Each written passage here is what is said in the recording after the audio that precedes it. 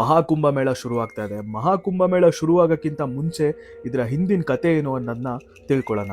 ಅಸುರರು ಮತ್ತು ದೇವಾನುದೇವತೆಗಳ ನಡುವೆ ಸಮುದ್ರ ಮಂಥನ ನಡೆಯುವಾಗ ಅದರಿಂದ ಹೊರಬಂದಂತ ಶ್ರೇಷ್ಠ ವಸ್ತು ಅಮೃತ ಸಿಗ್ತಾ ಇದ್ದಂಗೆ ದೇವಾನುದೇವತೆಗಳು ಅದನ್ನ ತಗೊಂಡು ಹೊರಡ್ತಾರೆ. ಆದ್ರೆ ಅಮೃತಕ್ಕೋಸ್ಕರ ಅಸುರರು ದೇವಾನುದೇವತೆಗಳನ್ನ 12 ದಿನಗಳ ಕಾಲ ಹಿಂಬಾಲಿಸ್ತಾ ಹೋಗ್ತಾರೆ. ಆತರ ಹಿಂಬಾಲಿಸೋ ಸಮಯದಲ್ಲಿ ಅಮೃತದ 4 ಹನಿ 4 ಜಾಗದಲ್ಲಿ ಬೀಳತ್ತೆ. ಅದೇ ನಾಸಿಕ್, ಉಜ್ಜೈನ್, ಪ್ರಯಾಗ್ರಾಜ್, ಹರಿದ್ವಾರ್ ಮತ್ತು ಈ 4 ಜಾಗದಲ್ಲೇನೆ ಕುಂಭಮೇಳ ನಡೆಯೋದು. ಆದ್ರೆ ಕುಂಭಮೇಳ 12 ವರ್ಷಕ್ಕೆ ಒಂದ್ಸಲಿ ಏನಕ್ಕೆ ಬರುತ್ತೆ ಅನ್ನೋದಕ್ಕೆ ಉತ್ತರ, ದೇವಾನುದೇವತೆಗಳ 1 ದಿನ ಸಾಮಾನ್ಯ ಮನುಷ್ಯರ 1 ವರ್ಷಕ್ಕೆ ಸಮ, ಮತ್ತೆ 12 ದಿನ 12 ವರ್ಷಕ್ಕೆ ಸಮ. ಗ್ರಂಥಗಳ ಪ್ರಕಾರ ದೇವರು ಮತ್ತೆ ರಾಕ್ಷಸರ ನಡುವೆ 12 ದಿನಗಳ ಕಾಲ ಯುದ್ಧ ನಡೆಯುತ್ತೆ. ಇದನ್ನ 12 ಮಾನವ ವರ್ಷಗಳು ಎಂದು ಅರ್ಥೈಸಲಾಗುತ್ತೆ. ಇನ್ನು 3 ರೀತಿಯ ಕುಂಭಮೇಳ ಇರುತ್ತೆ. ಅರ್ಧ ಕುಂಭಮೇಳ 6 ವರ್ಷಕ್ಕೆ ಒಂದ್ಸಲಿ ನಡೆಯುತ್ತೆ. ಪೂರ್ಣ ಕುಂಭಮೇಳ 12 ವರ್ಷಕ್ಕೆ ಒಂದ್ಸಲಿ ನಡೆಯುತ್ತೆ. ಮಹಾಕುಂಭಮೇಳ 144 ವರ್ಷಕ್ಕೆ ಒಂದ್ಸಲಿ ನಡೆಯುತ್ತೆ. ಮತ್ತೆ ಈ ವರ್ಷ ಬರ್ತಾ ಇರೋಂಥ ಕುಂಭಮೇಳ ಮಹಾಕುಂಭಮೇಳ.